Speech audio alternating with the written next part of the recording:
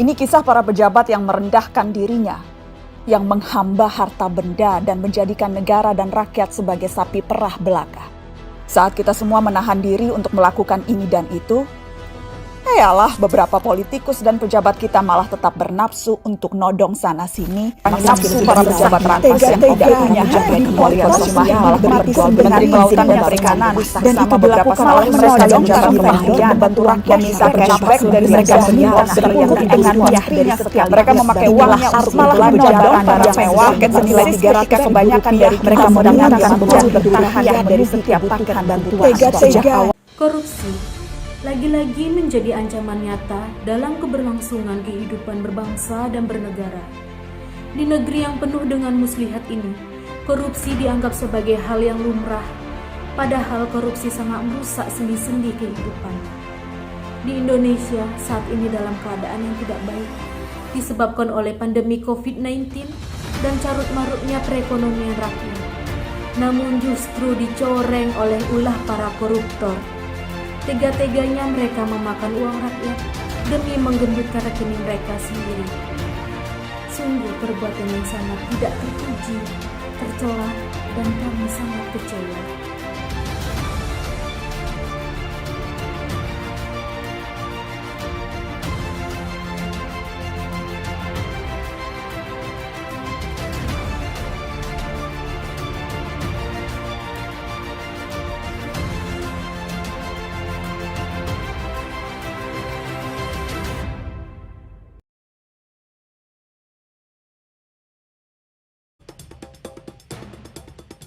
Pada tanggal 4 Agustus 2021, Indonesia secara resmi mencatat lebih dari 100.000 kematian akibat COVID-19. Indonesia menjadi negara kedua di Asia dan negara ke-12 di dunia yang kehilangan 100.000 warganya karena COVID-19.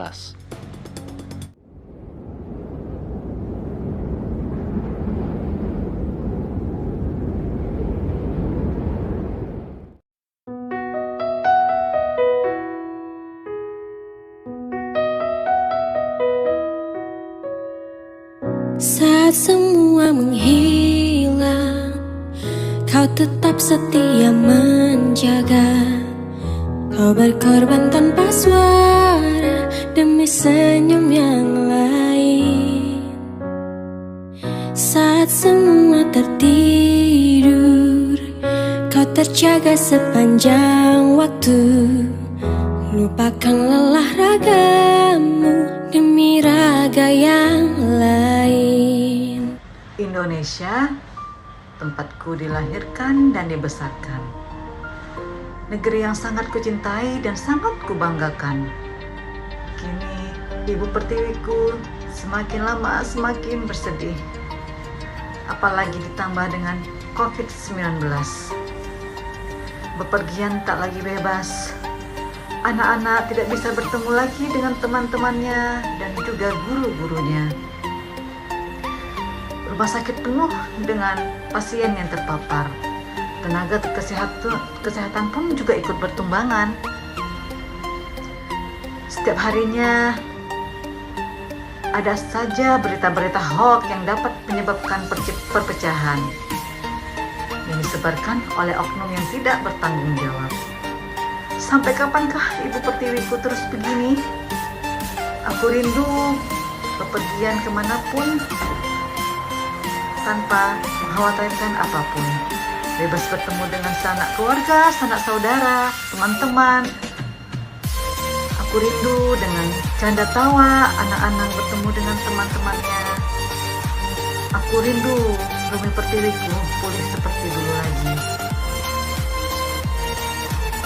Pertiwiku, cepatlah sehat seperti dulu kala.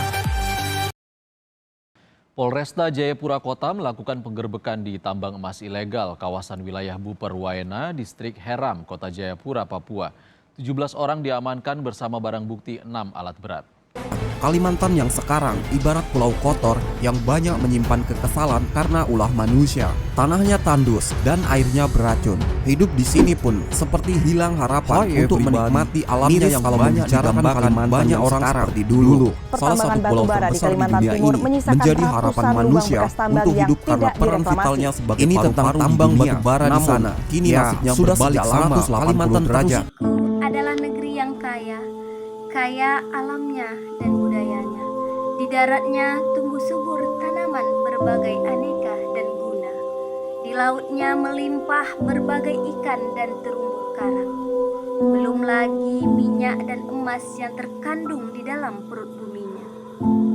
Rakyat negeriku makmur sejahtera mestinya. Sebanding dengan sumber daya sebagai harta pusaka bangsa. Lalu kulihat saat ini kekayaan alam negeriku telah terkikis sebelum makmur rakyatnya. Penambangan ilegal muncul di mana-mana, mengeruk kekayaan bangsa semena-mena, menguras sumber daya yang dimiliki bangsa. Marilah kita jaga kekayaan bangsa kita dengan adil dan merata.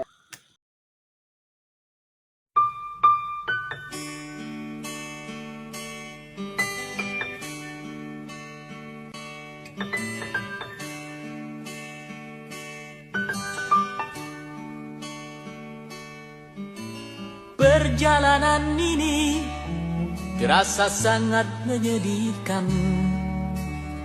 Sayang engkau tak duduk di sampingku kawan. Banyak cerita yang mestinya kau saksikan di tanah kering bebatuan. Oh, oh, oh, oh, oh, oh, oh.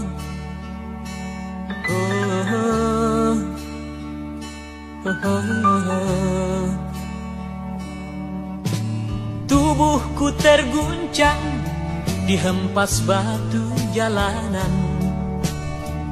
Hati tergetar menampak kering rerumputan. Perjalanan ini pun seperti jadi saksi. Gembala kecil menangis sedih. Oh, oh, oh. Sangat memilukan bencana itu.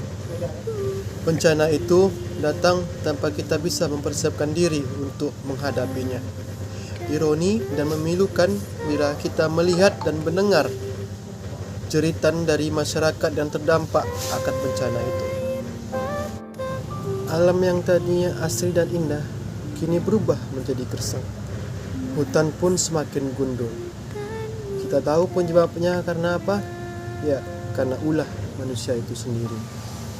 Maka dari itu, perlunya akan kesadaran dan kecintaan kita terhadap alam dan lingkungan sekitar.